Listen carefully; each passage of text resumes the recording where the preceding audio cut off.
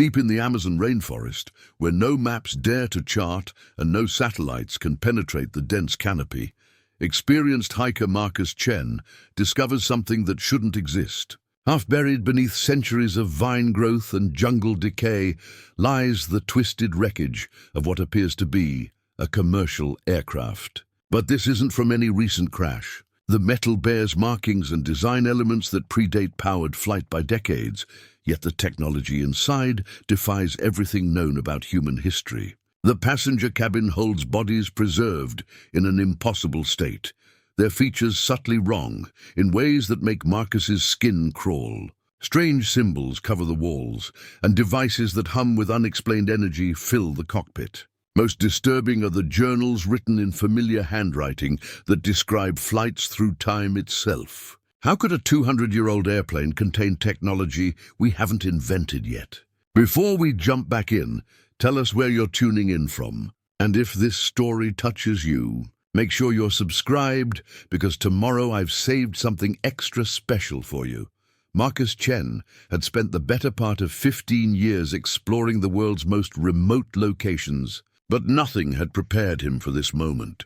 As a field archaeologist specializing in pre-Columbian civilizations, he'd carved out a reputation for venturing where others wouldn't dare, following rumors and legends into the heart of uncharted territories. This expedition into the Amazon's deepest reaches had begun, like any other, following indigenous stories of metal birds that had fallen from the sky in their grandfather's time. The 3-week journey had taken him far beyond established research stations, beyond the reach of satellite phones and GPS coordinates. His local guides had abandoned him 2 days ago at the edge of what they called the Forbidden Valley, crossing themselves and muttering prayers as they melted back into the jungle. Marcus had pressed on alone, driven by the same obsession that had led him to discover lost Mayan temples and forgotten Incan settlements.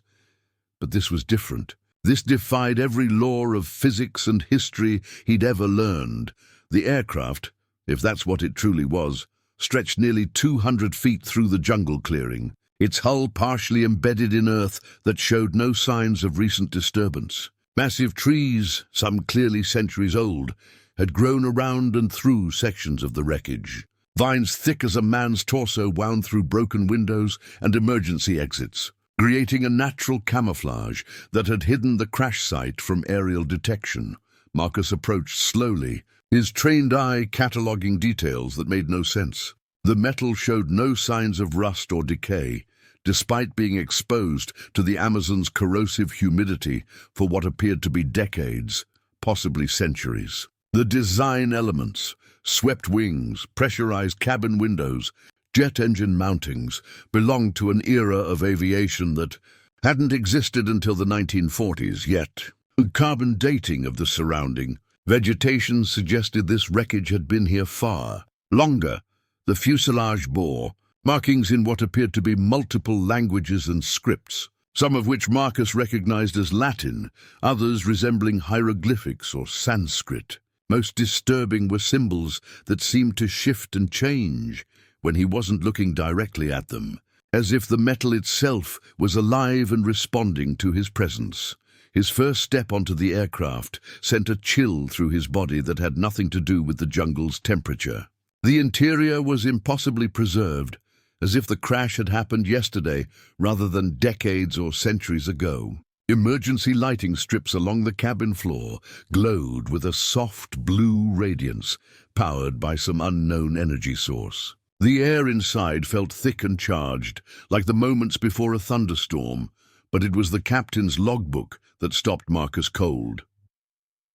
The leather-bound journal lay open on the flight deck, its pages filled with entries in multiple handwritings.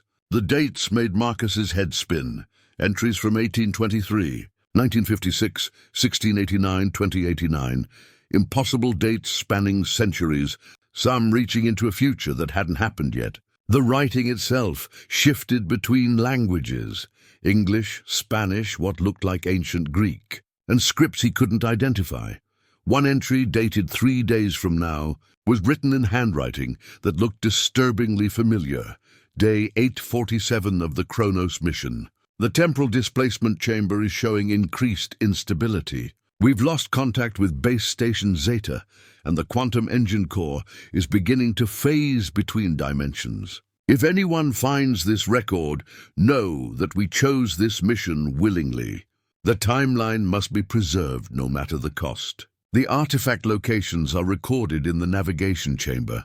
May God forgive us for what we've had to do. Marcus's hands trembled as he read the entry again. The handwriting was his own, older, more weathered, but unmistakably his. At the bottom of the page, a signature confirmed his worst fears. Dr. Marcus Chen, Temporal Agent 7741, Kronos Collective. The logbook slipped from his numb fingers, landing on the cockpit floor with a sound that echoed through the preserved cabin like a gunshot. Outside, the jungle had fallen silent, as if even the wildlife sensed that something fundamental had shifted in the natural order of things. Marcus backed away from the flight deck, his mind racing to process what he'd discovered. Time travel was supposed to be science fiction, the stuff of movies and novels, but the evidence surrounded him, undeniable and terrifying in its implications. Somehow, impossibly, he was looking at proof that humans had mastered temporal manipulation, and that he himself was destined to be part of it. The question that hammered in his skull was no longer how this aircraft had come to be here. The question was whether his discovery of it was accident or destiny. Marcus forced himself to move deeper into the aircraft, though every instinct screamed at him to flee. The passenger cabin stretched before him in impossible preservation, emergency lighting casting eerie shadows across rows of occupied seats. His archaeological training kicked in, overriding his fear with scientific curiosity and the methodical approach that had served him well in countless excavations. The passengers sat as if they had simply fallen asleep during flight. 23 individuals in total, Marcus counted, each one perfectly preserved despite the apparent age of the crash. But as he moved closer, the wrongness of their appearance became undeniable. These weren't entirely human, at least not in any way he understood humanity. The woman in seat 12A had elongated limbs that seemed to bend at impossible angles, her fingers stretching nearly twice the length of normal human digits. Her skull was subtly enlarged, the cranium extending backward in a way that suggested increased brain capacity. Most disturbing were her eyes, larger than they should be, with pupils that seemed to track Marcus's movement, even though she showed no other signs of consciousness. The man across the aisle displayed different modifications. His torso was clearly reinforced with what appeared to be additional ribs, creating a broader chest cavity.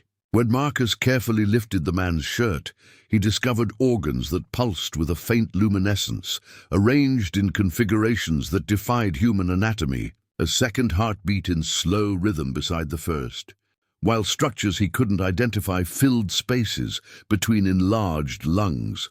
Each passenger showed similar anomalies: enhanced skeletal structure, modified organs, sensory apparatus that had been augmented beyond normal human capacity. Some displayed gills behind their ears.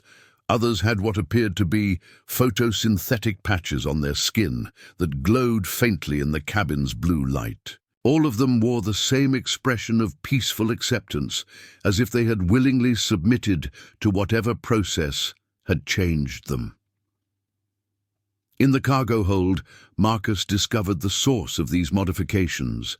The genetic modification chamber stood like a medical pod from a science fiction film, its crystalline walls filled with a substance that shifted between liquid and gas. Tubes and wires connected to monitoring stations that hummed with quiet energy, displaying readouts in symbols that hurt his eyes to look at directly. The chamber's interior was large enough to hold a human being, with restraint systems designed to immobilize a subject during what Marcus could only assume was a transformation process. Residual traces of DNA clung to the chamber's walls, not just human DNA, but genetic material from dozens of different species. He recognized markers from marine life, birds of prey, even plant DNA that suggested chlorophyll integration. A computer terminal beside the chamber activated at his approach. scrolling through files in multiple languages. One folder labeled Enhancement Protocols contained detailed schematics of human modification procedures. The transformations weren't random. They were carefully planned improvements designed to help humans survive in different environments and time periods. Another folder made Marcus's blood run cold, subject 7741, Marcus Chen. His own medical records filled the screen, including genetic analysis, psychological profiles, and something called temporal compatibility ratings. The file indicated he possessed a rare genetic marker that made him suitable for chronological displacement operations. At the bottom of his file, a note in that same familiar handwriting: recruitment successful. Subject shows expected resistance but will adapt. Temporal sensitivity confirmed at 97.3%, highest rating in current cohort. Recommend immediate integration after discovery protocol complete. Marcus stumbled backward from the terminal, his mind reeling. The passengers weren't victims of some cosmic accident.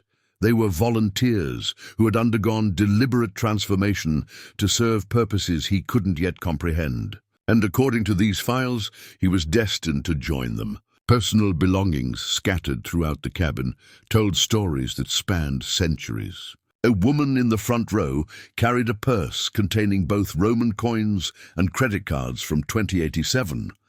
A man near the emergency exit had photographs that showed him standing beside Abraham Lincoln, Winston Churchill, and people Marcus didn't recognize wearing clothing from eras that hadn't happened yet. One passenger's briefcase contained maps of the world from different time periods, some showing continents as they existed millions of years ago, others depicting future configurations with cities and countries that didn't currently exist. Each map was marked with coordinates and symbols indicating temporal anchor points and chronological stability zones. The evidence was overwhelming and terrifying. These people were time travelers, modified to survive journeys through history itself.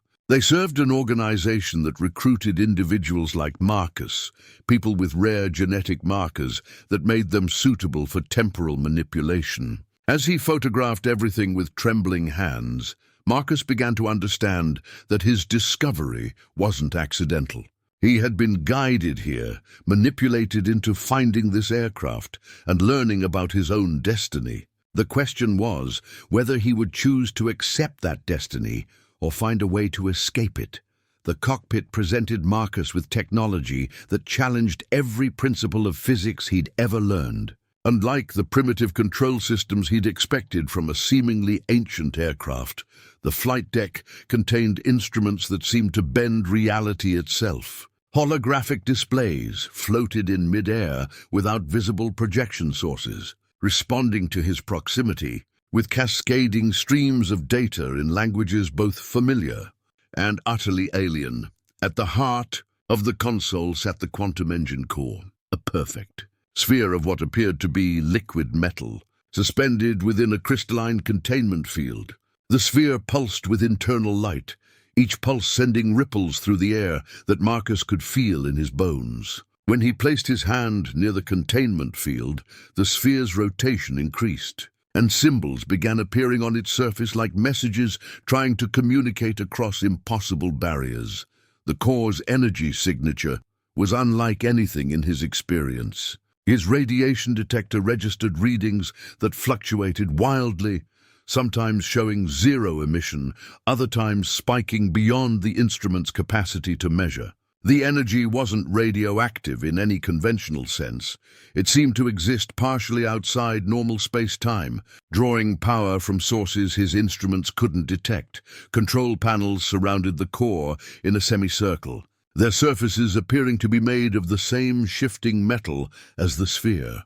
When Marcus touched them, symbols materialized under his fingertips, rearranging themselves into patterns that somehow felt familiar, despite being completely foreign. The symbols weren't static. They moved and evolved as he watched, as if the control system was alive and learning from his interaction. One panel activated at his touch, revealing star charts that made him dizzy to contemplate. The constellations were recognizable, but their positions showed configurations from different time periods. One chart displayed the night sky as it appeared in ancient Egypt, while another showed star patterns that wouldn't occur for thousands of years. A third chart depicted constellations from what appeared to be an entirely different galaxy. Navigation logs scrolled across the displays, documenting flight paths through what the system labeled as temporal space. The routes defied three-dimensional thinking, trajectories that curve through time as well as space, with waypoints marked by dates rather than coordinates. One flight plan showed a journey from 1942 Berlin to 1865 Washington, D.C., with fuel consumption measured not in gallons but in chronological displacement units. The aircraft's computer systems responded to Marcus's presence in ways that suggested artificial intelligence far beyond current technology. When he attempted to access files, the system seemed to anticipate his questions, opening relevant documents before he could input commands. Voice recognition activated automatically, responding to whispered queries in multiple languages. "Welcome back, Agent Chen," the system announced in a voice that sounded disturbingly like his own. "Temporal displacement successful. Please verify your chronological position." Marcus stumbled backward from the console. "I'm not Agent Chen. I am Marcus Chen, but I'm not an agent of anything. Biometric analysis confirms identity match at 99.7% probability. Temporal displacement syndrome detected. Accessing memory restoration protocols." The system began projecting images around the cockpit, scenes that felt like memories but couldn't possibly be real. Marcus saw himself in military fatigues, standing beside historical figures he recognized from textbooks. Another image showed him in Victorian London, speaking with a man in a top hat, beside what appeared to be an early version of the temporal technology. A third image depicted him in ancient Rome, exchanging scrolls with senators in togas. "These aren't my memories," Marcus whispered. But even as he spoke, fragments of the scenes felt familiar. The face of the Victorian gentleman stirred recognition deep in his mind. The sensation of wearing military fatigues seemed natural, as if he'd done it countless times before. The quantum engine core pulsed brighter, and suddenly Marcus could feel the aircraft's potential. The crash hadn't disabled the temporal systems, it had merely put them into standby mode. With the right knowledge, the right commands, this machine could fold space and time like origami, carrying its passengers to any point in history. But such power came with terrible responsibility. The navigation logs contained warnings about temporal paradoxes and causality violations. Entire sections of the database were dedicated to protocols for preventing changes to established history. The agents who flew these missions weren't explorers or conquerors, they were guardians, maintaining the integrity of the timeline itself. As Marcus studied the controls, he began to understand that his presence had reactivated systems that had been dormant for decades. The aircraft was preparing to complete its mission, and according to its records, he was the pilot it had been waiting for. The question was whether he would accept that role or find a way to escape before the system's automatic protocols engaged and launched him into a journey through time he might never return from. Marcus gathered the scattered journals from throughout the passenger cabin, his hands shaking as he opened each leather-bound volume. The writings within painted a picture of an organization that had operated in shadows throughout human history, recruiting individuals from different time periods to serve as guardians of the timeline itself. Each journal told a story of ordinary people thrust into extraordinary circumstances, much like his own current situation. The first journal belonged to Sarah Mitchell, recruited from 1943 London during the Blitz. Her entries described being approached by mysterious figures who offered her a chance to serve humanity in ways she never imagined. Her transformation from a wartime nurse to a temporal agent was documented in painful detail. The genetic modifications, the training in technologies that wouldn't be invented for decades. and her first mission to prevent a catastrophic timeline disruption in ancient Rome. Another journal chronicled the experiences of Dr. James Wu, a physicist recruited from 1962 who had been working on early quantum theory. His scientific background allowed him to understand the temporal technology more quickly than other recruits, but his entries revealed the psychological toll of learning, that everything he thought he knew about physics was merely the surface of far deeper truths. Wu's final entries described his role in establishing temporal anchor points throughout history, hidden installations that monitored timeline stability. The most disturbing journal belonged to someone identified only as Agent Prime, whose entries spanned over 3 centuries. The handwriting evolved throughout the journal, sometimes appearing to be from different people entirely, yet the voice remained consistent. Agent Prime described the founding of the Kronos Collective, an organization dedicated to protecting the timeline from temporal insurgents and chronological anomalies that threatened to unravel reality itself. According to Agent Prime's records, the collective had been fighting a secret war throughout history against forces that sought to manipulate time for personal gain. Rogue time travelers, alternate timeline invaders, and entities from failed timelines all posed threats that required constant vigilance. The organization recruited individuals with specific genetic markers that allowed them to navigate temporal currents without being torn apart by chronological forces, but it was the temporal communication device that truly shattered Marcus's sense of reality. Hidden within a panel beneath the captain's chair, the mirror-like surface activated when he touched its frame. Immediately, the device began displaying messages from different time periods, each one appearing in the language and handwriting of the sender. The first message was dated 1847. Collective command to all agents. Temporal incursion detected in California. Gold Rush timeline compromised. Recommend immediate intervention before causality cascade reaches critical mass. Agent Chen requested for historical consultation. Another message from 2156. Field report. Napoleon timeline stabilized. Agent Chen's knowledge of 19th century military tactics proved invaluable. Recommend his assignment to similar historical disruptions. Temporal signature indicates he's approaching activation point in original timeline.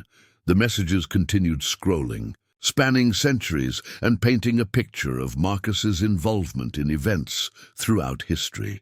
Each mission report referenced his expertise, his dedication, and his unique ability to blend into historical periods without causing temporal paradoxes. According to these records, he had been instrumental in preserving the timeline during dozens of critical moments. One message made Marcus's blood run cold. It was from his own hand, dated 5 years in the future. Personal log, Agent Marcus Chen. The activation protocol was successful. Subject has discovered the aircraft and is beginning to remember his true nature. Timeline integrity maintained. Recommend standard memory restoration sequence. The future depends on his willing cooperation, not forced compliance. The device showed him conversations between versions of himself from different time periods, discussing missions and sharing information across decades. He watched his future self coordinate with historical figures, prevent disasters, and maintain the delicate balance that kept reality stable. But most disturbing were the messages that revealed the cost of this service.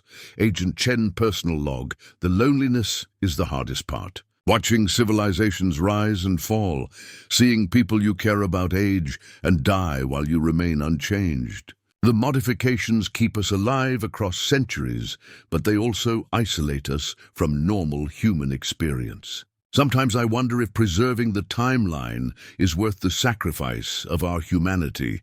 Another entry. The memory suppressions are becoming less effective. I remember more of my original life each time I return to my native timeline. The archaeologist I used to be feels like a dream now, but sometimes I miss the simplicity of not knowing.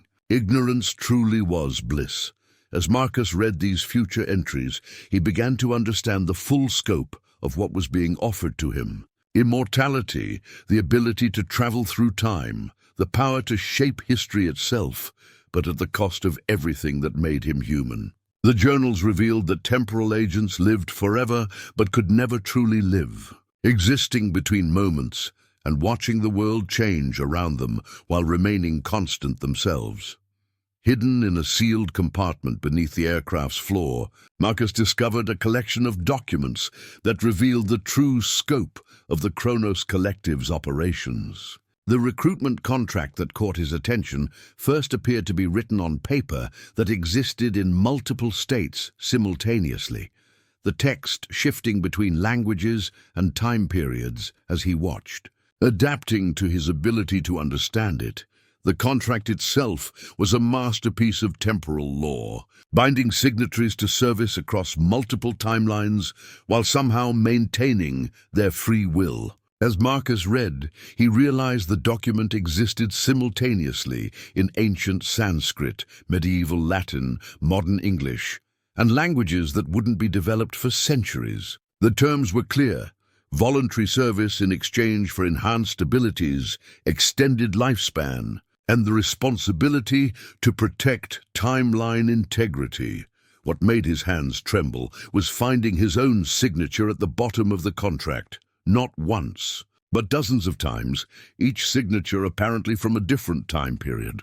Some were in ink that hadn't dried yet, others appeared aged beyond measure.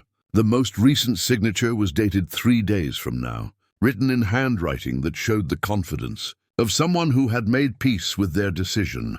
The personnel files contained within the compartment painted a picture of an organization that had quietly shaped human history for millennia. The Collective's agents had been present at every major historical event, not as manipulators, but as guardians, ensuring that events unfolded as they were meant to.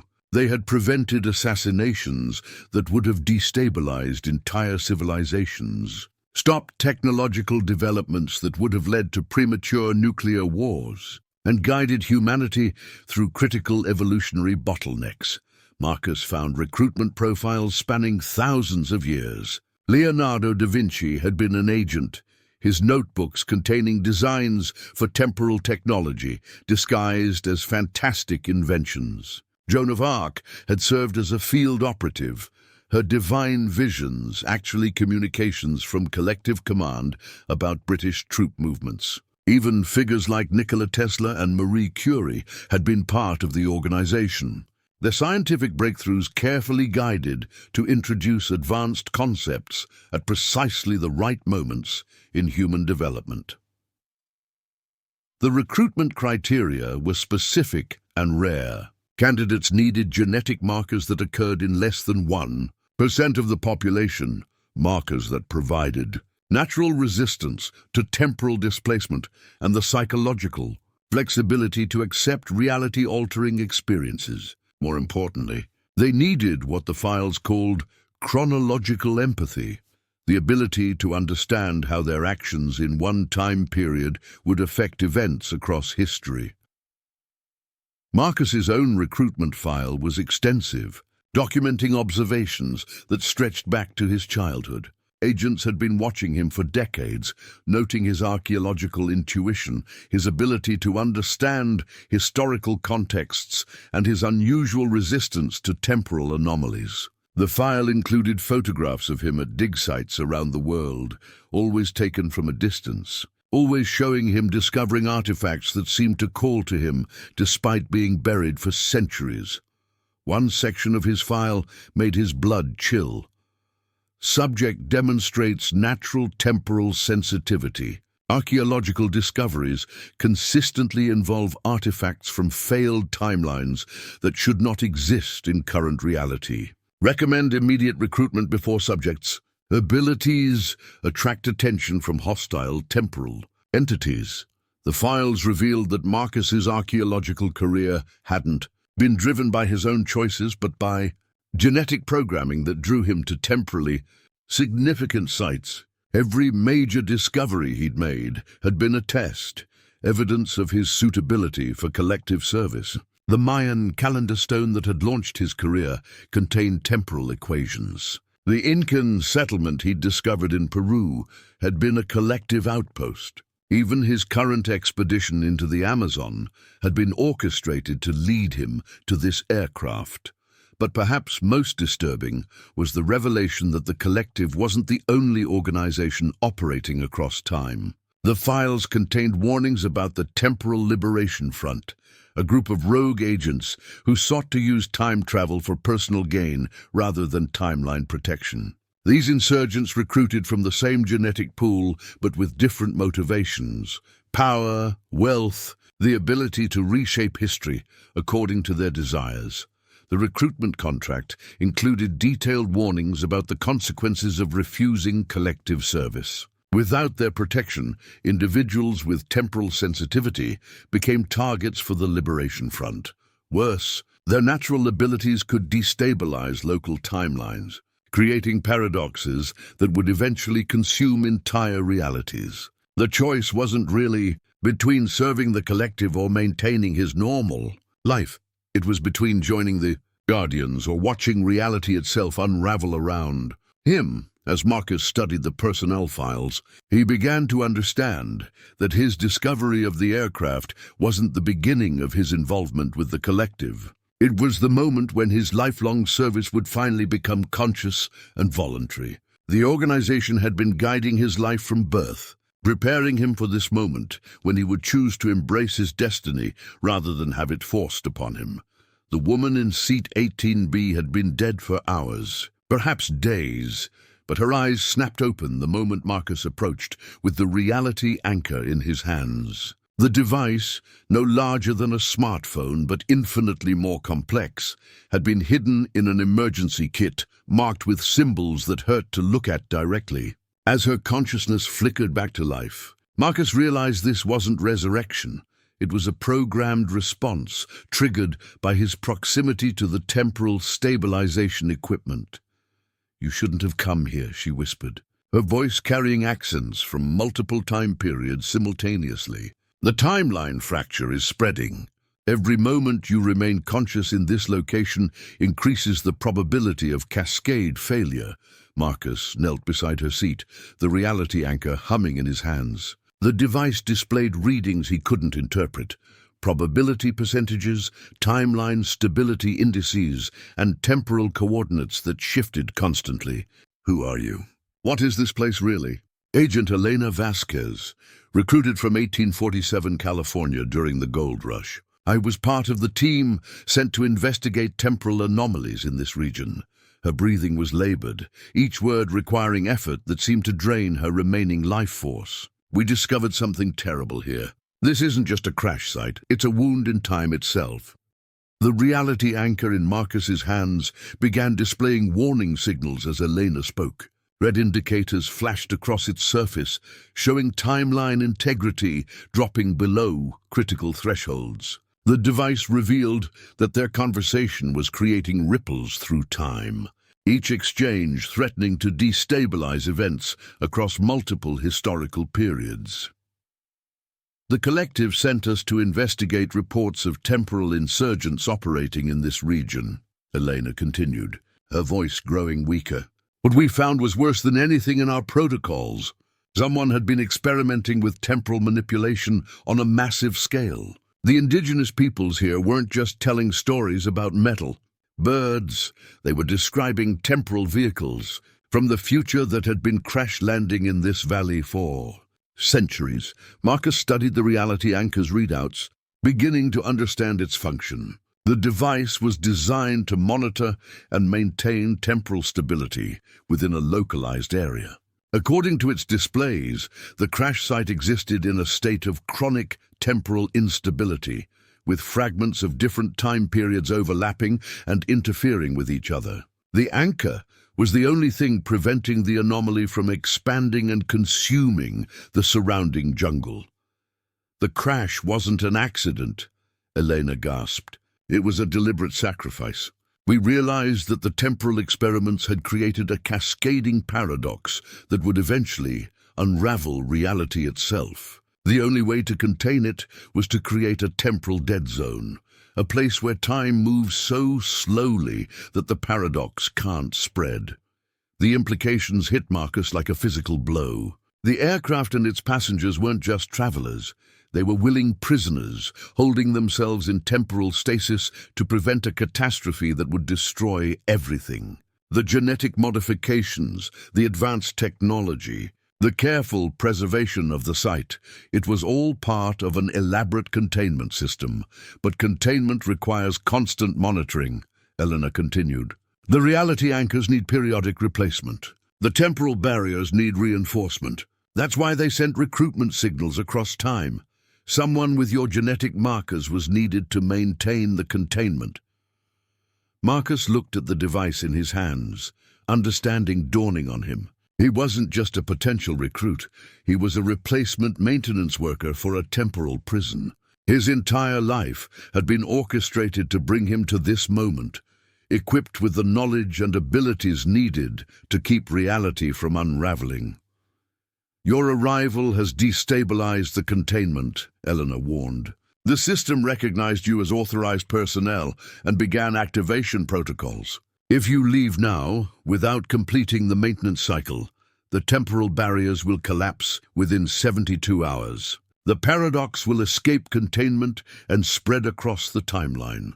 The reality anchor's displays confirmed her warning. Timeline integrity was dropping steadily, and Marcus could see probability calculations showing catastrophic failure across multiple historical periods. His discovery of the site had triggered automated systems that now required his conscious participation to prevent disaster. What about my life? My career, everything I've built? Marcus asked, though he already knew the answer. Elena's smile was sad but understanding. Agent Chen, you've never had a life outside the collective's influence. Every achievement, every discovery, every relationship has been part of your preparation for this moment. The choice isn't between your old life and service. It's between accepting your true identity and watching reality collapse around you. As Elena's consciousness faded back into temporal stasis, Marcus was left alone with the reality anchor and the terrible weight of responsibility. The device showed him exactly what would happen if he tried to walk away.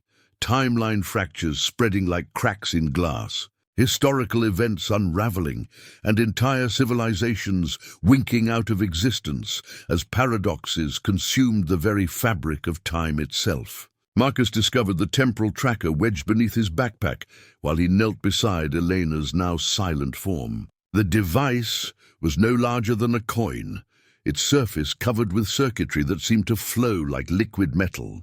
As he held it up to the emergency lighting, he realized with growing horror that it had been tracking him. Throughout his entire expedition, possibly his entire life, the tracker's surface displayed coordinates and timestamps that showed his precise location at every moment since entering the Amazon. But more disturbing were the additional signatures it detected, at least 6 other individuals moving through the jungle toward his position, their temporal signatures indicating they weren't entirely synchronized with the current time period. They were phasing between multiple temporal states, making them nearly impossible to track with conventional methods. Marcus quickly searched the aircraft's interior, finding additional tracking devices hidden throughout the wreckage. Some had been placed recently, their temporal signatures fresh and active. Others appeared to have been there for decades, their technology slowly adapting to changes in the timeline. The pattern suggested that multiple groups had discovered this site over the years, each one monitored and eventually neutralized. In the cargo hold, he found evidence of previous visitors. Personal effects from different time periods lay scattered in hidden compartments. A German officer's insignia from World War II, Native American artifacts dating back centuries, and modern equipment bearing logos from companies that wouldn't exist for another decade. Each collection represented someone who had stumbled upon the temporal anomaly and paid the price for their curiosity. Most chilling was the journal fragment he found tucked beneath a loose floor panel. The handwriting was frantic, desperate. Day 12 since discovery. They're hunting me through the jungle, but they're not moving through space normally. I see them appear and disappear, sometimes in multiple locations simultaneously. The tracker shows they're using temporal displacement to anticipate my movements. No matter which direction I run, they're already waiting. Marcus pocketed the temporal tracker, hoping to use its readings to avoid his pursuers, but the device had other ideas. As soon as he touched it, the tracker began broadcasting his location across multiple time periods simultaneously. The hunters weren't just following him through the jungle, they were tracking him across time itself, coordinating their pursuit from different temporal positions. The first encounter came at sunset as Marcus attempted to put distance between himself and the crash site. He was following a game trail through dense vegetation when the air shimmered like heat waves, and a figure materialized directly in front of him. The man wore clothing that seemed to shift between different historical periods, sometimes a modern tactical vest, sometimes medieval armor, sometimes nothing recognizable at all. "Dr. Chen, you need to come with us," the figure said, in a voice that echoed strangely, as if spoken from multiple time periods simultaneously. "The collective requires your immediate recruitment. Timeline integrity is at critical levels." Marcus dove into the undergrowth as the temporal agent reached for him. The man's movements were wrong, too fast and flowing, as if he wasn't entirely bound by normal physics. Marcus crashed through vines and branches, using his knowledge of jungle terrain to create distance. But he could hear the agent phasing in and out of existence behind him, sometimes appearing ahead of his position to cut off escape routes. The temporal tracker in his pocket revealed the scope of the pursuit. 6 distinct signatures surrounded him in a complex pattern, each agent operating from a different temporal position. They were herding him, using their ability to exist in multiple time states to anticipate and counter every move he made. Marcus reached into his memory of the aircraft's emergency equipment, remembering seeing something labeled as a temporal disruptor among the survival gear. If he could reach it, he might have a chance to even the odds. The device was designed to destabilize an enemy's temporal coherence, forcing them back into synchronization with normal time. As darkness fell, Marcus used the jungle's natural camouflage to circle back toward the crash site. The temporal agents seemed to lose track of him in the complex electromagnetic environment near the reality anchors. Their temporal abilities were disrupted by the same forces that kept the paradox contained, creating brief windows where they were as vulnerable as any normal human. The chase through the darkness became a deadly game of cat and mouse, with Marcus using every survival skill he'd learned during years of archaeological expeditions. But he was being hunted by opponents who could step outside time itself, and he knew that reaching the temporal disruptor was his only chance of survival. Marcus found the historical record modifier hidden within the aircraft's communication array, its crystalline surface reflecting images that shouldn't exist. As he activated the device with trembling fingers, holographic displays materialized around him, showing documents and records from throughout history. But these weren't the versions he remembered from his archaeological studies. These were the original records, before the collective's intervention had reshaped humanity's understanding of its own past. The modifier revealed itself to be far more than a simple editing tool. It was a comprehensive archive of human history, containing both the official timeline and thousands of suppressed alternatives. As Marcus navigated through its interface, he discovered that virtually every major historical event had been carefully orchestrated or modified by the Kronos Collective to maintain what they called optimal timeline stability. The assassination of Julius Caesar, according to the original records, had been prevented by collective agents. Caesar had lived to unite the Roman Empire under a system of governance that would have prevented the Dark Ages entirely. But timeline analysis had shown that this accelerated development would have led to nuclear war in the 12th century. So the collective had arranged for his death to preserve humanity's long-term survival, World War II presented an even more complex example. The modifier showed dozens of intervention points where collective agents had prevented worse outcomes. Without their influence, the war would have ended with Nazi victory and a 1,000-year Reich that would have stagnated human development. The Holocaust had been allowed to proceed not from indifference, but because preventing it would have led to even greater atrocities in subsequent decades. Marcus felt sick as he scrolled through intervention after intervention, each one representing millions of lives sacrificed for the greater timeline stability. The collective hadn't just been observing history, they had been actively shaping it, making decisions about which tragedies to allow and which to prevent, based on complex calculations about humanity's future survival. The modifier also revealed the truth about his own memories. As he accessed his personal file, Marcus watched his recollections change in real time. His childhood archaeological interests hadn't developed naturally. They had been implanted through subtle temporal manipulation. His university professors hadn't randomly assigned him to dig sites. They had been collective agents guiding him toward temporal anomalies that needed investigation.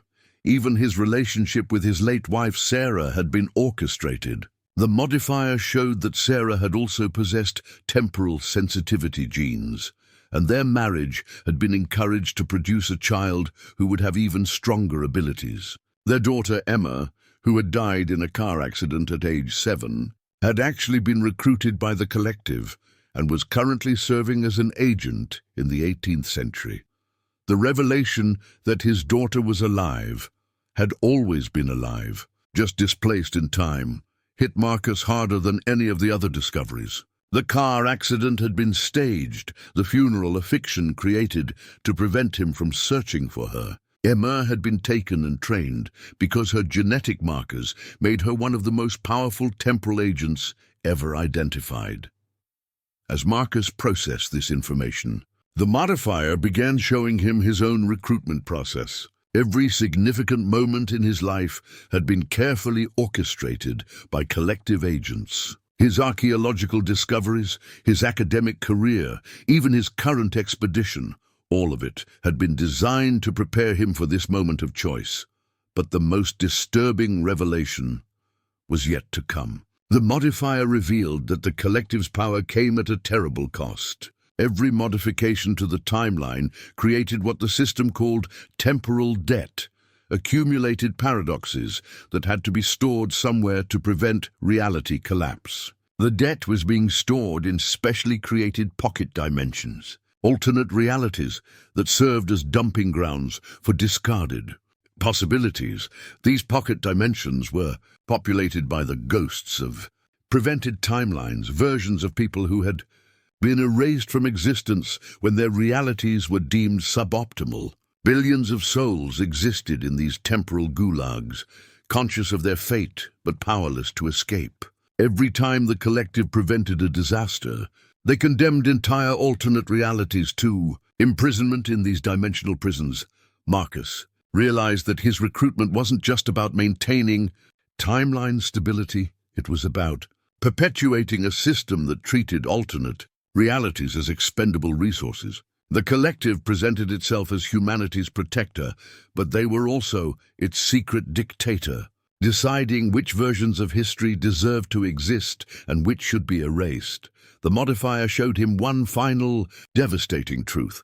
There was no way to undo the collective's interventions. Attempting to restore the original timeline would release all the accumulated temporal debt at once, causing reality to collapse entirely. The system had been designed to be irreversible, ensuring that once someone learned the truth, they had no choice but to help maintain the lie. The temporal disruptor felt warm in Marcus's hands as he activated it for the first time, its crystalline core pulsing with energy that seemed to bend light around it. The device was smaller than he'd expected, roughly the size of a flashlight, but the power it contained was immediately apparent. As it hummed to life, Marcus could feel reality itself becoming unstable in a localized field around him. The pursuing agents had cornered him near the aircraft's emergency exit, their forms flickering between different temporal states as they closed in. Their leader, a woman whose face seemed to shift between different ages and ethnicities, spoke with authority that echoed across multiple time periods simultaneously. "Dr. Chen, you're causing significant temporal disturbance. The longer you resist recruitment, the more damage you do to timeline stability. Surrender the disruptor and accept your destiny." Marcus raised the device, its energy field expanding to encompass a 20-foot radius around him. Immediately, the agent's temporal coherence began to destabilize. They flickered more rapidly, their forms becoming translucent as the disruptor forced them back into synchronization with normal time. For the first time since the pursuit began, they looked genuinely concerned.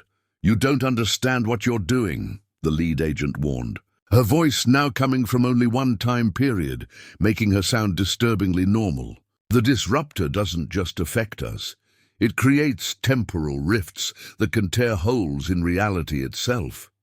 Marcus could see what she meant. The space around him was beginning to warp, showing glimpses of other time periods bleeding through. He caught sight of the jungle as it had existed centuries ago, then flashes of a possible future where the vegetation had been replaced by metallic structures. The disruptor was creating windows between different temporal states, allowing him to see multiple versions of the same location existing simultaneously. But the device also gave him an unexpected advantage. As the temporal agents struggled to maintain their coherence in the disruption field, Marcus discovered he could phase between different time periods himself. One moment he was in the present jungle, the next he was standing in the same location, but decades in the past, before the aircraft had crashed. The experience was disorienting, but liberating. Marcus found himself jumping between temporal states, using the disruptor's field to access different versions of the crash site. In one period, the aircraft was intact and functional. In another, the entire area was underwater, part of an ancient lake system. He began to understand how the temporal agents moved through time, existing partially in multiple periods to avoid being trapped in any single timeline. But the disruptor's power came with a terrible cost. Each temporal jump weakened the device's containment field, and Marcus could see reality fractures spreading outward from his position. The jungle around him began showing signs of temporal damage, trees aging decades in seconds, then reverting to saplings, rocks flowing like water as their molecular cohesion was disrupted by chronological forces. The lead agent made a desperate attempt to reach him, phasing through the disruption field at great personal cost. Her form became increasingly unstable as she approached, pieces of her existence scattering across different time periods. "You're going to tear open a permanent rift," she gasped, her voice echoing from multiple timelines. "The paradox containment will fail, and everything will unravel." Marcus realized she was right. The disruptor was designed for brief tactical use against individual targets, not sustained reality manipulation. The energy readings on the device showed critical overload approaching, and he could see temporal cracks spreading outward like fractures in glass. If he continued using it, he might escape the agents but destroy the entire region in the process. Making a desperate decision, Marcus focused the disruptor's remaining energy into a single concentrated burst. The field collapsed inward, creating a temporal pocket, a bubble of slowed time that would give him a brief sanctuary while he planned his next move. The agents were caught outside the pocket, their forms frozen in temporal amber, as Marcus found himself in a space where seconds stretched into minutes. Within the pocket, Marcus had time to think clearly for the first time since discovering the aircraft. The disruptor's power was intoxicating, offering the ability to manipulate time itself, but he was beginning to understand why the collective controlled such technology so carefully. In the wrong hands, devices like this could unravel reality in moments. The temporal pocket wouldn't last long. Already he could see cracks forming in its edges as normal time tried to reassert itself. Marcus had perhaps 10 minutes of subjective time to decide his next move before the agents would break through and capture him. Within the temporal pocket's slowed time sanctuary, Marcus discovered the timeline map hidden in the aircraft's navigation computer. The device projected a three-dimensional hologram that filled the entire cabin space, showing the branching paths of reality like an impossibly complex tree. Each branch represented a different possible timeline, color-coded for stability and marked with probability ratings that fluctuated as he watched. The map was breathtaking in its scope and terrifying in its implications. Marcus could see thousands of timeline branches, most of them marked in red, indicating critical instability or paradox cascade potential. Only a few branches glowed with the steady blue light that indicated stable, sustainable realities. The current timeline, his timeline, pulsed with amber warnings showing it was balanced precariously between stability and collapse. As Marcus studied the projection, he began to understand the true scope of the collective's responsibility. They weren't just protecting one timeline. They were maintaining the stability of an entire multiverse. Each intervention they made sent ripples through countless parallel realities, requiring constant adjustment and monitoring to prevent cascade failures that could destroy everything. The map showed him historical decision points where single choices had determined the fate of entire civilizations. He could see the moment when the collective had decided to allow World War II to proceed, and the thousands of alternate branches where different decisions had led to nuclear holocaust, eternal fascism, or technological stagnation that doomed humanity to extinction. Their choice had been cruel, but mathematically optimal, the path that led to the highest probability of human survival.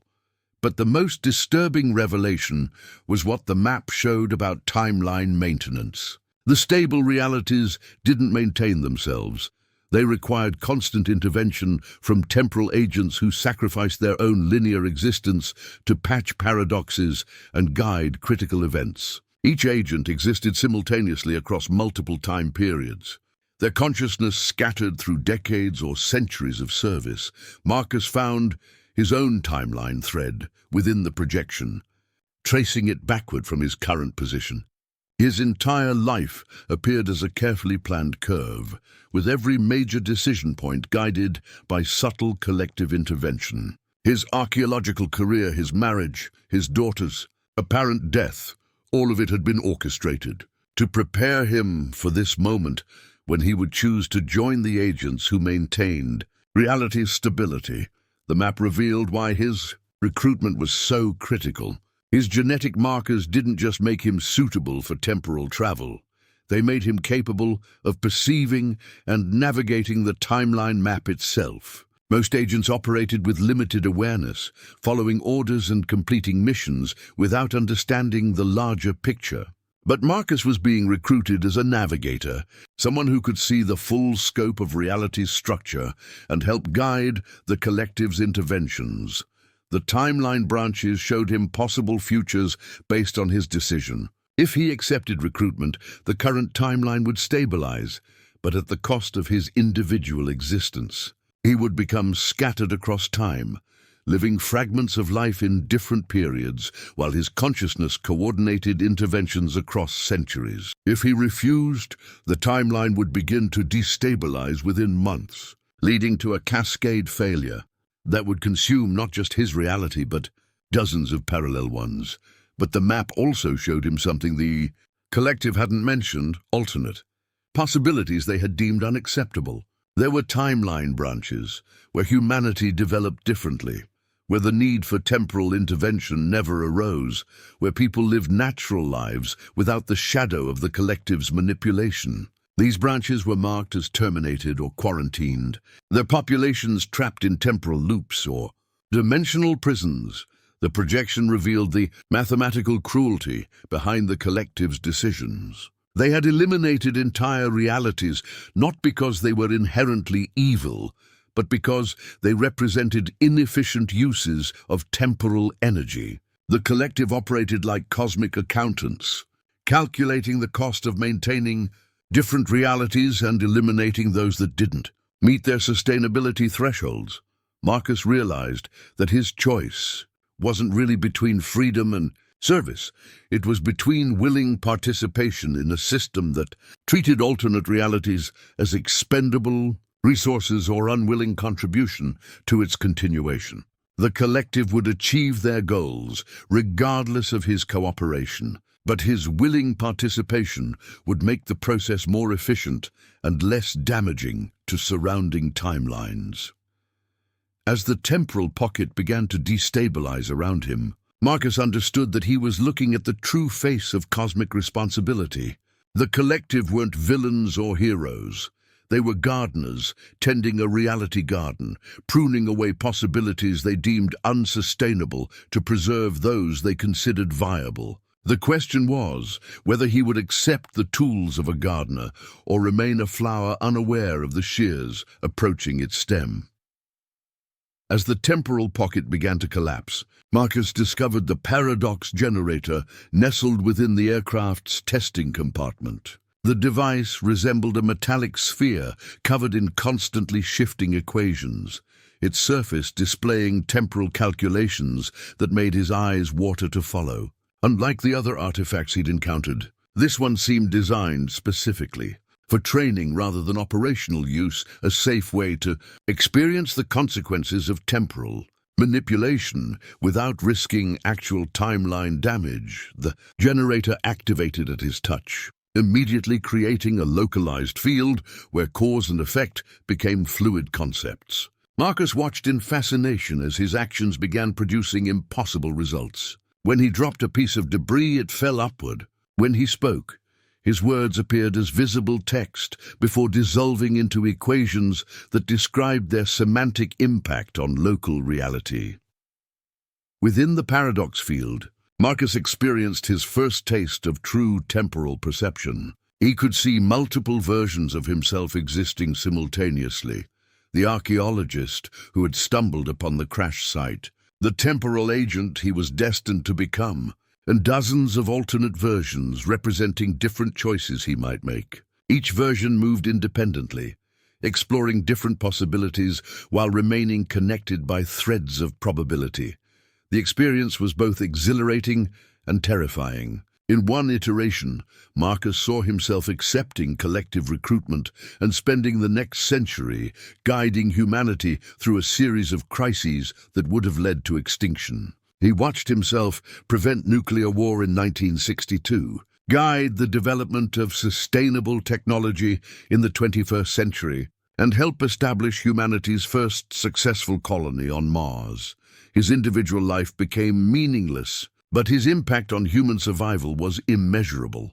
Another iteration showed him refusing recruitment and attempting to expose the collective's existence to the world. The consequences were catastrophic. Timeline stability collapsed within months as paradoxes cascaded through reality. Governments fell, natural laws became unreliable, and billions of people simply ceased to exist as their timeline branches were severed from the stable core. His desire to preserve free will resulted in the elimination of freedom itself. The most disturbing iteration showed him attempting to use temporal technology for personal gain. Marcus watched himself travel back in time to prevent his daughter's death, only to discover that her survival led to a series of events that culminated in global plague. Every attempt to save her created worse consequences until he was forced to orchestrate her death himself to preserve the timeline. The knowledge that his happiness required his child's sacrifice drove him to madness across multiple incarnations. But the paradox generator also showed him possibilities the collective had never mentioned. In some iterations, Marcus found ways to modify the temporal system itself, reducing its reliance on sacrifice and manipulation. He saw himself working with other agents to develop more ethical approaches to timeline maintenance, creating systems that preserve stability without imprisoning alternate realities. These positive possibilities came with their own costs, however. The generator showed him that even beneficial changes to the temporal system required enormous sacrifices from those who implemented them. Marcus would need to exist simultaneously across thousands of time periods, coordinating modifications to the collective's infrastructure while maintaining his consciousness intact across centuries of fragmented existence. The generator's final lesson was perhaps the most important. Every choice created paradoxes, but some paradoxes were more sustainable than others. The collective's current system was cruel but stable. Marcus's potential modifications might be more ethical, but carried higher risks of catastrophic failure. The question wasn't whether to accept or reject the current system, but whether he was willing to take responsibility for improving it. As the paradox field began to destabilize, Marcus experienced one last revelation. The generator showed him that his recruitment wasn't just about maintaining the current timeline. It was about gradually transitioning the collective toward more ethical practices. He was being recruited not just as an agent, but as a reformer. Someone whose moral perspective could help guide the organization toward less manipulative approaches to temporal management. The temporal agents waiting outside his collapsing pocket weren't just enforcers. They were potential allies who had also struggled with the ethical implications of their service.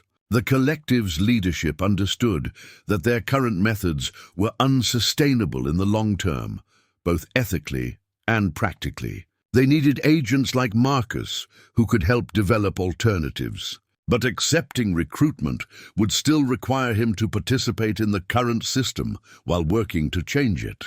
He would need to make decisions that condemned some realities to save others, would need to manipulate events and sacrifice individuals for the greater good. The promise of eventual reform didn't eliminate the immediate moral compromises required by temporal service. As the generator powered down and reality reasserted itself around him, Marcus faced the ultimate choice: accept the burden of cosmic responsibility with the hope of gradual improvement, or reject it and watch everything collapse into chaos.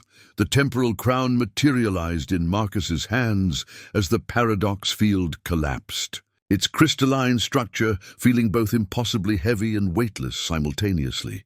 The device resembled a circlet of pure thought made manifest, transparent filaments that seemed to exist in multiple dimensions, crowned with nodes that pulsed with the rhythm of temporal currents flowing through reality itself. As Marcus placed the crown upon his head, the world exploded into infinite possibility. His consciousness expanded beyond the confines of linear time, allowing him to perceive all potential timeline branches simultaneously. The experience was overwhelming, like trying to watch every movie ever made at the same time while conducting a symphony orchestra composed of the fundamental forces of physics. Through the crown's interface, Marcus could see the true structure of existence. Reality wasn't a single timeline, but a vast web of interconnected possibilities, each strand representing a different choice, a different outcome, a different version of events. The collective's agents moved through this web like skilled acrobats, their consciousness scattered across multiple strands to maintain balance and prevent catastrophic collapses. The crown showed him his first assignment as a temporal navigator, a critical decision point in 1347 Europe, where the Black Death was spreading across the continent. In the original timeline, the plague would kill 1/3 of Europe's population before burning itself out. But temporal analysis had detected an anomaly. Someone was deliberately accelerating the plague's spread, creating a timeline branch where the disease would become unstoppable and eventually consume all human life. Marcus found himself standing in a medieval monastery, his consciousness riding alongside a collective agent who had infiltrated the order. Through the crown's perception, he could see the temporal insurgent responsible for the anomaly, a rogue agent who believed that eliminating humanity would prevent the environmental destruction of later centuries. The insurgent was using advanced biological knowledge to modify the plague bacterium, making it more virulent and resistant to natural immunity.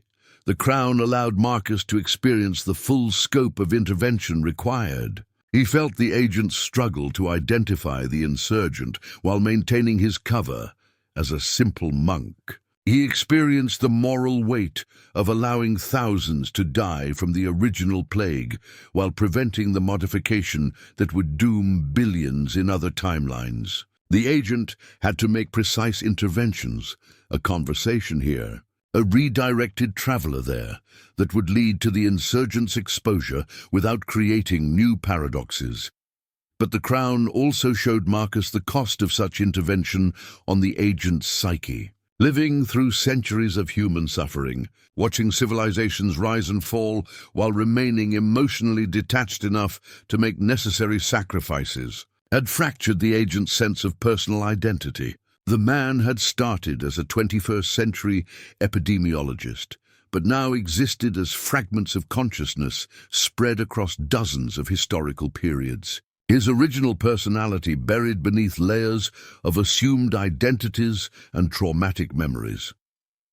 Marcus experienced another timeline branch where the intervention failed. He watched Europe transform into a charnel house as the modified plague spread unchecked, then saw the disease jump to other continents through trade routes that the insurgent had carefully manipulated. Within a generation, human civilization collapsed entirely, leaving only small pockets of survivors who gradually succumbed to the engineered pathogen. The failure of one agent in one time period had doomed humanity across all possible futures. The crown showed him dozens of similar scenarios, moments where individual agents held the fate of entire civilizations in their hands. A temporal navigator in ancient Rome, whose decisions would determine whether the empire fell to barbarians or expanded to conquer the known world.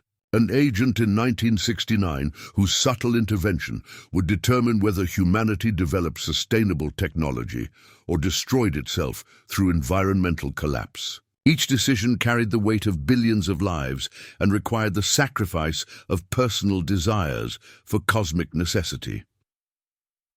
Through the crown's interface, Marcus began to understand the training process that would prepare him for such responsibility. His consciousness would be gradually fragmented across multiple time periods, allowing him to exist simultaneously in different eras while maintaining coordination between his scattered selves. The process was irreversible. Once his consciousness was distributed through time, he could never return to linear existence. But the crown also revealed the reward for such sacrifice. Temporal navigators developed a perspective that transcended individual mortality. They experienced the full sweep of human history, witnessing moments of incredible beauty and achievement that made the suffering worthwhile. They became guardians not just of humanity's survival, but of its potential for growth and transcendence. As the crown's training simulation concluded, Marcus felt the weight of cosmic responsibility settling on his shoulders like a mantle of stars. The device had shown him what he would become if he accepted recruitment, a being of immense power and profound isolation, forever walking between moments to preserve the possibility of tomorrow.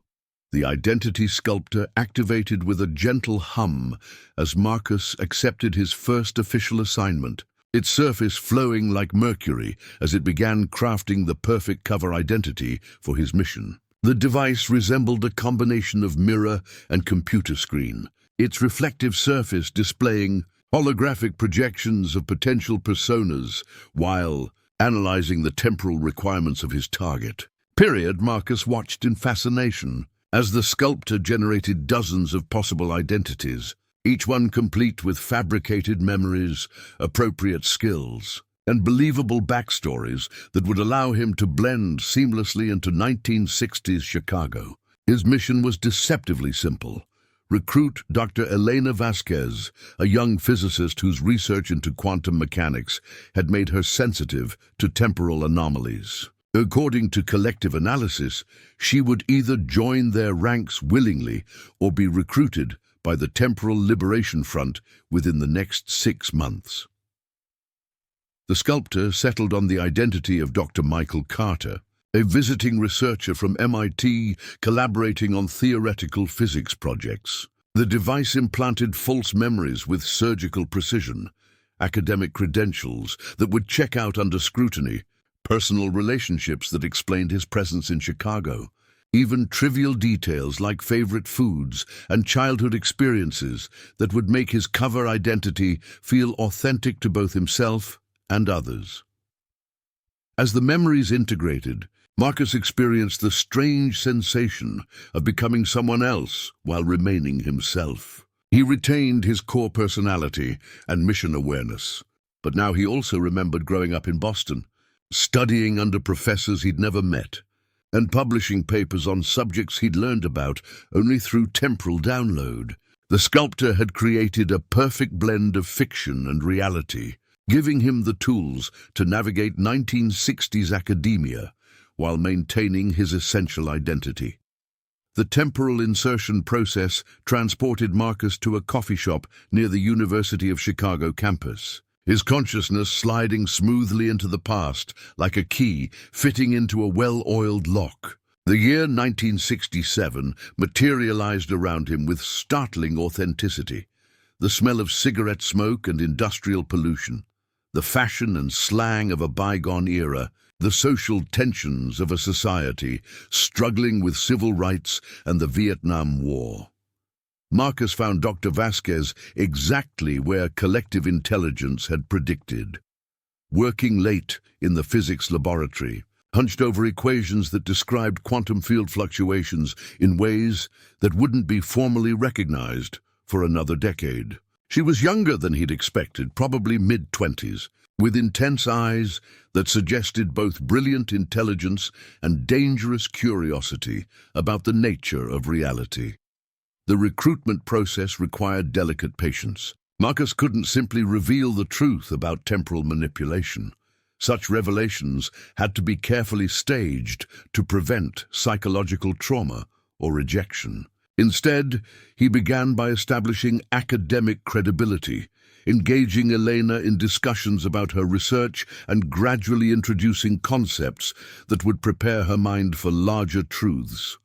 Over several weeks, Marcus guided Elena toward discoveries that would make her more receptive to recruitment. He suggested thought experiments about the nature of time, recommended reading materials that contained subtle hints about temporal theory, and arranged for her to witness minor temporal anomalies that could be explained as equipment malfunctions. Each interaction was carefully calculated to expand her understanding without triggering defensive skepticism. The breakthrough came when Elena's own experiments began producing results that defied conventional physics. Her quantum field generators were creating microscopic temporal distortions, brief glimpses into alternate timelines that lasted only nanoseconds but were detectable with sufficiently sensitive instruments. Marcus was there to provide explanations that bridged the gap between her observations and the larger truth about temporal manipulation. "What you're seeing,"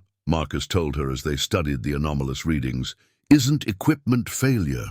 It's evidence that time isn't as linear as we've been taught. These distortions suggest that reality has layers, alternate possibilities that exist simultaneously with our own timeline."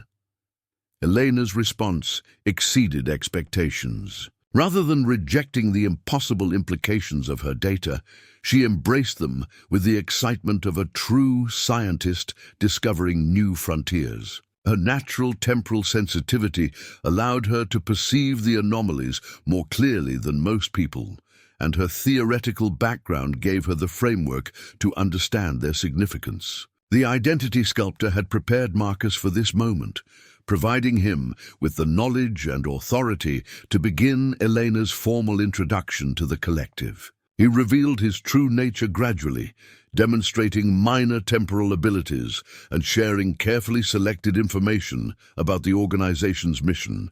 Elena's recruitment progressed smoothly, her scientific curiosity overcoming any fear or hesitation about joining a secret society of time travelers. But as Marcus guided Elena through the recruitment process, he began to understand the psychological cost of his new role. The identity sculptor had made deception feel natural, even comfortable, but he was still manipulating someone's entire life trajectory based on genetic markers and probability calculations rather than their conscious choice. The memory weaver felt cold against Marcus's palms as he prepared to integrate Elena into her new existence as a temporal agent. The device resembled a complex neural interface, its web of crystalline filaments designed to merge seamlessly with human consciousness while preserving essential personality traits. After months of careful recruitment, Elena had agreed to join the collective. But the transition from normal human to temporal agent required delicate psychological adjustment that could easily go wrong.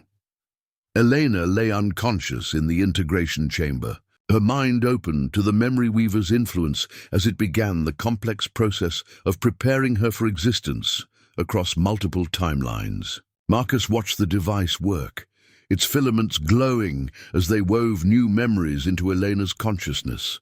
Technical knowledge about temporal mechanics, historical information about dozens of different time periods, and the psychological frameworks necessary to maintain sanity while experiencing non-linear existence. The weaver operated with surgical precision, identifying Elena's core personality traits and building the new memories around them like scaffolding around a building. Her scientific curiosity became the foundation for understanding temporal theory. Her compassion was strengthened to help her cope with the moral complexities of timeline intervention. Her sense of justice was refined to accept the harsh mathematics of cosmic responsibility, but the memory weaver also had to suppress certain aspects of Elena's original identity to prevent psychological fracture. Her attachment to her 1960s life, her relationships with family and friends who would never understand her true nature, her simple human desire for a normal existence, all of these had to be carefully dulled without eliminating them entirely. The goal was to create someone who could function as a temporal agent while retaining enough humanity to make ethical decisions. Marcus found himself reflecting on his own transformation as he monitored Elena's integration. The memory weaver had worked on him too, though he'd been only partially conscious during the process. His memories of discovering the aircraft in the Amazon were now layered with understanding of why those events had unfolded as they did. His grief over his daughter's apparent death had been tempered with knowledge that Emma was alive and serving the greater good in a different time period. The device showed him how carefully the collective managed the psychological health of their agents. Each memory modification was designed not just to provide necessary information, but to create emotional frameworks that would prevent the isolation and despair that came with temporal service. Agents were given artificial connections to their missions, synthetic purposes that felt genuine and helped maintain motivation across centuries of service. As Elena's integration progressed, Marcus began training other new recruits who had been brought to the facility. The collective's training center existed in a temporal pocket outside normal time, allowing agents to spend years in preparation while only hours passed in the external timeline. Marcus found himself working with individuals recruited from across history, a Roman centurion whose tactical skills were invaluable for preventing military disasters, a Victorian engineer whose mechanical aptitude helped maintain temporal technology, a 21st century computer programmer whose digital expertise was essential for managing complex timeline calculations. Each recruit required different approaches to memory integration. The Roman needed extensive cultural briefing about future societies to prevent temporal shock when operating in modern periods. The Victorian required careful adjustment of his moral framework to accept concepts like gender equality and religious tolerance that conflicted with his original beliefs. The programmer needed psychological strengthening to cope with the reality that most of human history lacked the technological conveniences she considered essential. Marcus discovered that training new agents was both rewarding and heartbreaking. He watched brilliant, passionate individuals willingly sacrifice their linear existence for the greater good, knowing that they would never again experience the simple pleasures of a normal life. They would have power and purpose beyond most humans' comprehension, but they would also carry the burden of decisions that affected billions of lives across multiple timelines.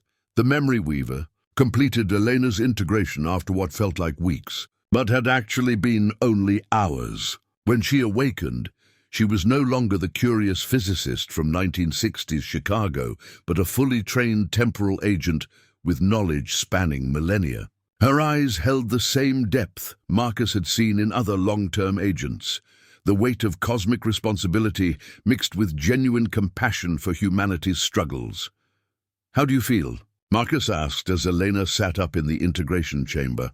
"Like I'm remembering who I was always meant to be," she replied, her voice carrying the calm certainty that came with temporal perspective. "Thank you for guiding me here." But Marcus could see the subtle signs of what Elena had lost in the process. Her spontaneous laughter, her wonder at simple discoveries, her uncomplicated joy in human connection. All of these had been dulled by the necessity of preparing her for service that would span centuries. The Memory Weaver had preserved her essential self while transforming her into something that was no longer entirely human.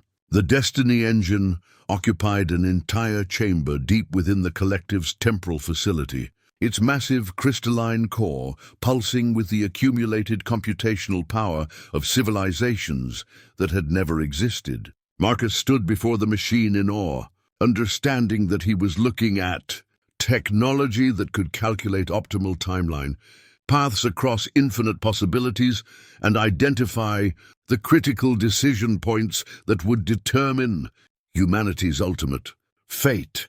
The engine resembled a fusion of organic growth and mechanical precision, crystalline structures that branched like neural networks, quantum processors that hummed with the rhythm of cosmic forces, and data streams that flowed through the air like rivers of light. At its heart sat a consciousness that was neither human nor artificial, but something entirely new, an entity born from the merger of temporal mathematics and pure thought. As Marcus approached the central interface, the engine's consciousness reached out to him with tendrils of organized information. He felt his mind expand beyond individual awareness, his consciousness merging temporarily with the vast intelligence that had been calculating humanity's path for millennia. The experience was overwhelming, like trying to hold the contents of every library that had ever existed while simultaneously solving equations that described the fundamental structure of reality. Through the engine's perception, Marcus saw his own life from an entirely different perspective. His birth hadn't been a random biological event, but a carefully calculated probability convergence. His genetic markers, his personality traits, even his capacity for moral reasoning had been predicted centuries in advance by algorithms that could model human development with perfect accuracy. The engine had known he would eventually stand in this chamber, would make the choices that led him here, would accept the responsibility of cosmic stewardship. But the engine also showed him the alternatives.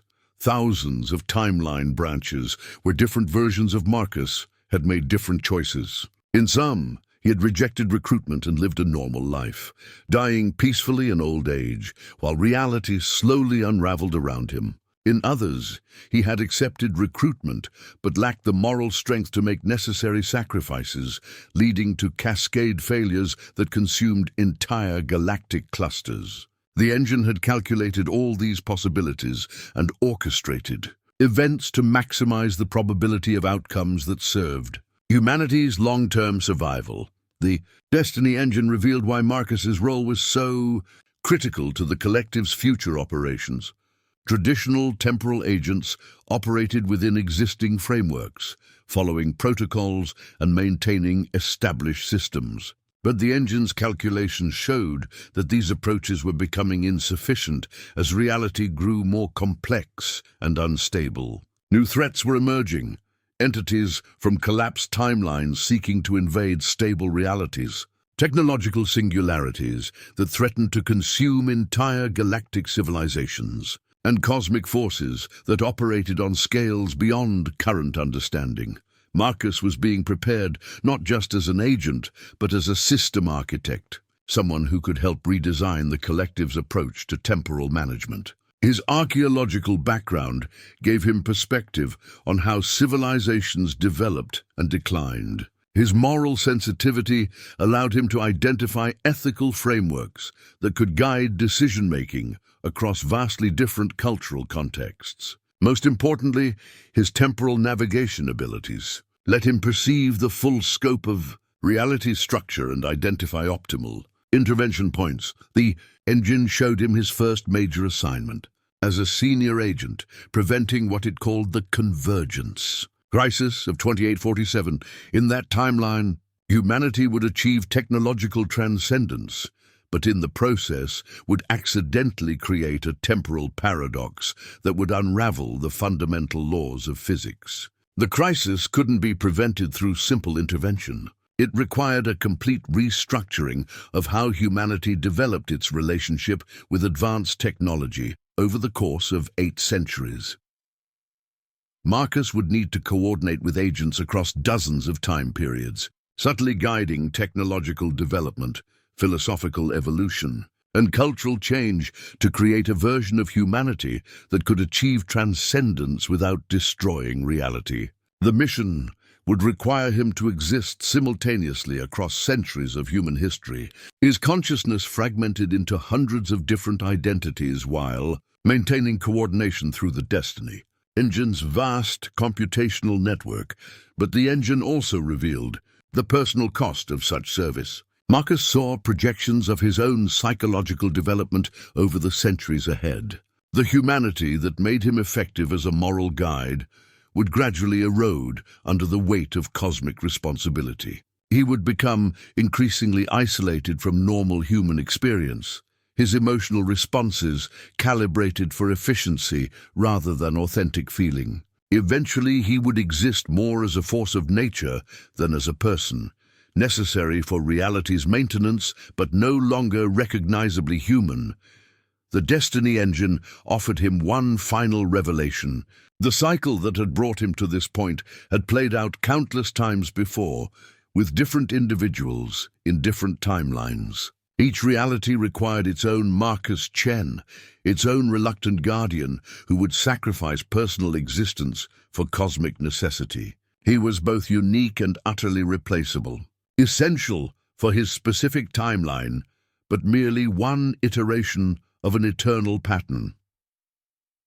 The reality codex felt ancient beyond measure as Marcus placed his hands upon its surface, though he knew it existed outside normal concepts of age and time. The book appeared to be bound in material that shifted between leather, metal, and something that might have been crystallized starlight, its pages containing the fundamental laws that governed not just time and space, but existence itself. As a senior agent with decades of service across multiple centuries, Marcus had finally earned access to the deepest secrets of reality's architecture.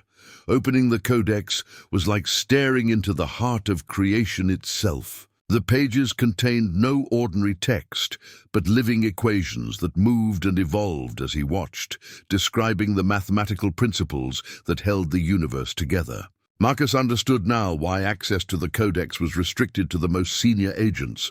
The knowledge it contained could drive unprepared minds to madness or worse, inspire them to attempt modifications that could unravel everything that existed. The first revelation was the most profound. Reality was not naturally stable. The universe required constant maintenance to prevent collapse into chaos, and this maintenance had been performed by various civilizations throughout cosmic history. Humanity was simply the current caretakers, inheriting the responsibility from species that had transcended physical existence millions of years ago. The collective wasn't humanity's creation, but its inheritance, a burden passed down through eons of cosmic stewardship. Marcus learned that the temporal technology they used was borrowed rather than invented. The ancient caretakers had left behind a comprehensive maintenance system, complete with instructions and safeguards, designed to be operated by whatever species achieved sufficient development to take responsibility for reality's upkeep. The crystalline devices, the genetic modifications, even the psychological frameworks used to train agents, all of it was based on templates left by beings whose names had been lost to time. But the Codex also revealed why human stewardship was temporary. The same forces that created consciousness and intelligence inevitably led civilizations toward transcendence, a state of existence that removed them from normal reality and made them unsuitable for continued maintenance duties. Humanity was approaching its own transcendence threshold, which meant the collective had perhaps another 1,000 years before they would need to identify and train their successors. The Codex showed Marcus his role in this cosmic transition. As one of the few agents who had maintained both temporal abilities and essential humanity across decades of service, he was being prepared to help design the selection and training protocols for humanity's replacement. His archaeological background made him uniquely qualified to understand how civilizations developed and what characteristics made them suitable for cosmic responsibility. The species being considered for succession were remarkable in their diversity. One candidate civilization existed as a collective consciousness distributed across gas giant atmospheres, their thoughts moving at the speed of atmospheric storms. Another was composed of silicon-based entities that experienced time at geological scales, making them naturally suited for long-term timeline maintenance. A third existed partially outside normal space-time, already possessing natural temporal abilities that would make the transition easier.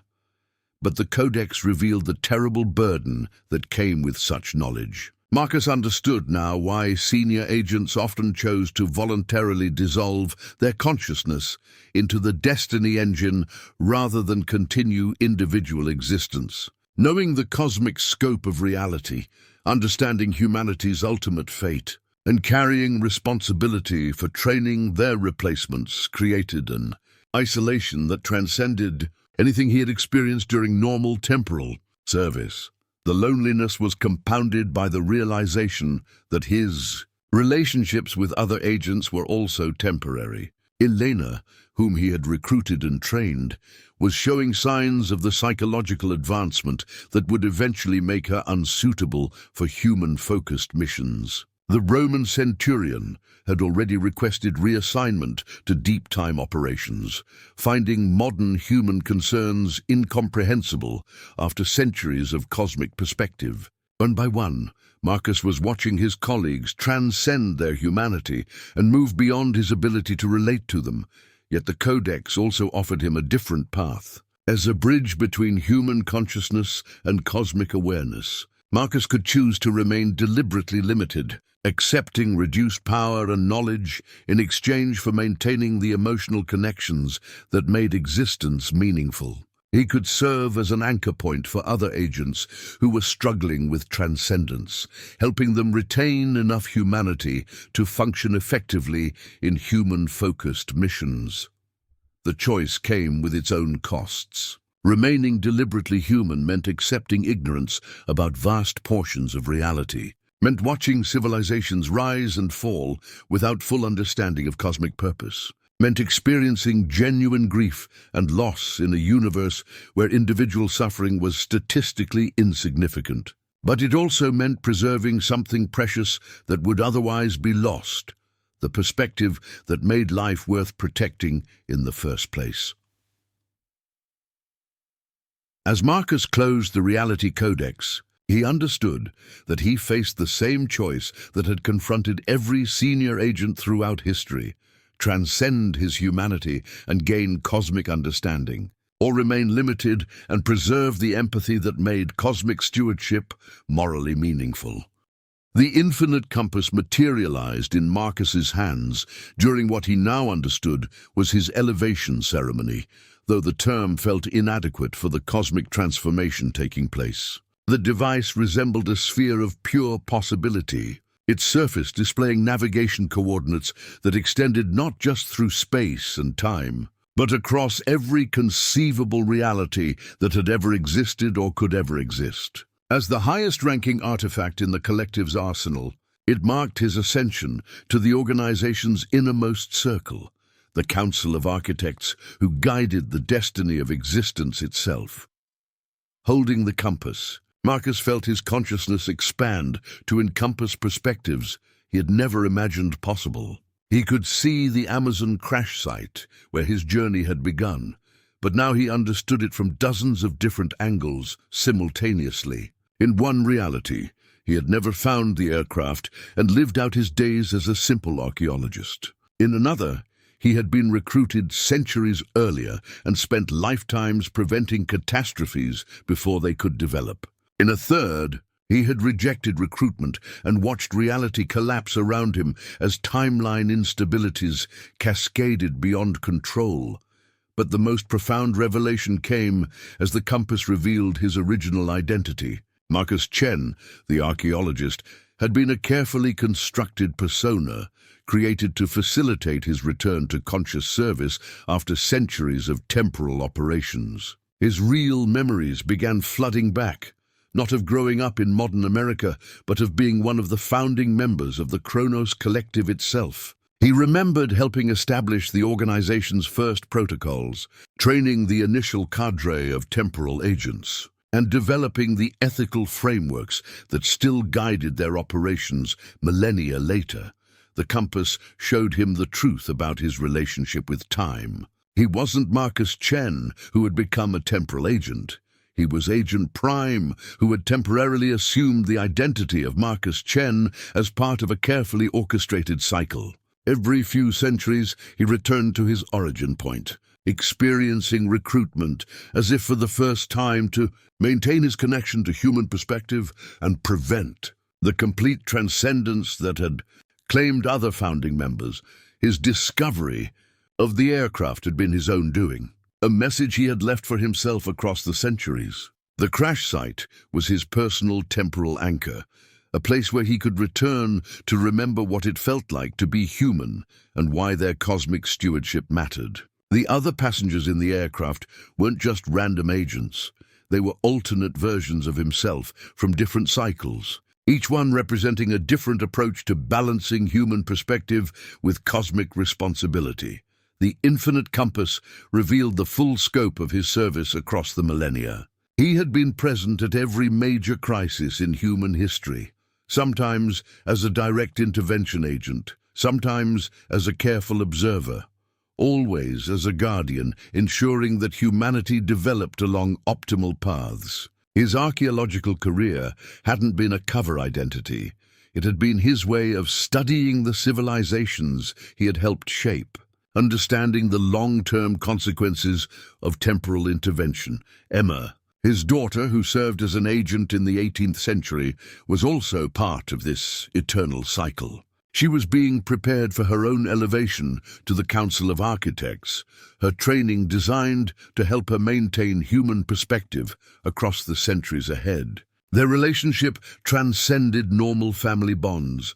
They were partners in cosmic stewardship, each one helping the other remember why their sacrifice was meaningful. The compass showed Marcus his next assignment, though assignment felt too simple a word for the responsibility ahead. Humanity's transcendence was approaching more rapidly than the Council had anticipated. The successor species they had been training weren't developing quickly enough to take over temporal management duties. Marcus would need to coordinate a massive temporal intervention spanning thousands of years, simultaneously accelerating the development of potential successors while slowing humanity's transcendence to create a stable transition period. But perhaps most importantly, the compass revealed the true purpose of the cycle that had shaped his existence. Each return to human perspective, each recruitment experience, each recovery of his memories wasn't just personal maintenance. It was data collection. The Council needed to understand how consciousness could maintain both cosmic awareness and human empathy across infinite timescales. Marcus's cyclical experiences provided crucial information for training the next generation of reality architects. As Marcus fully integrated his recovered memories, he understood that his story was coming full circle. Soon, he would return to the Amazon crash site to prepare for another cycle, leaving messages and artifacts for his future self to discover. The temporal beacon that had guided him to this moment would guide him again, ensuring that the guardian of humanity's timeline never lost sight of what made existence worth protecting. The infinite compass pulsed in his hands, showing him navigation routes through every possible reality. He was no longer Marcus Chen, the archaeologist, or even Marcus Chen, the temporal agent.